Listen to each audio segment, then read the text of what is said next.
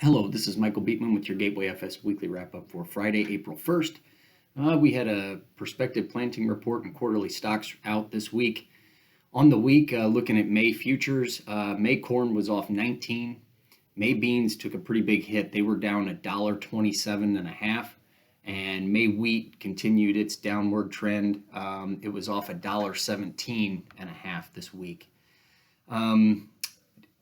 Switching over to what the USDA report said, going into the report, the trade was thinking we were going to plant 92 million corn acres this year and 88.9 million bean acres. USDA came out yesterday and said corn acres, they have that pegged at 89.5 million.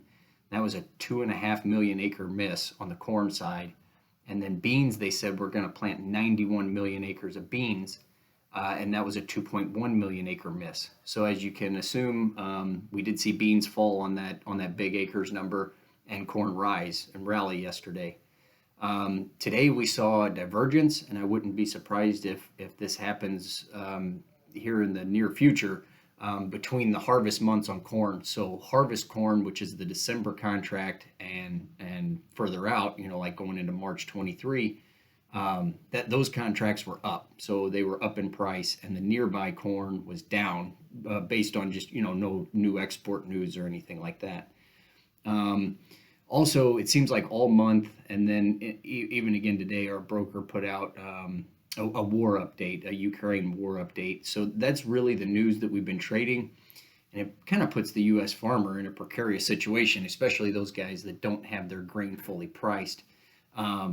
Because we want higher prices, right? But we also want peace throughout the world, and it just seems like war talk pushes the price higher, whereas these peace talks that have been going on, quote unquote peace, that have been going on, drive the markets lower. One final note on the USDA: this is only the second time that the USDA has projected more bean acres than corn acres. The last time being 2017. So just a historical fact. This is only the second time that we are going to do that.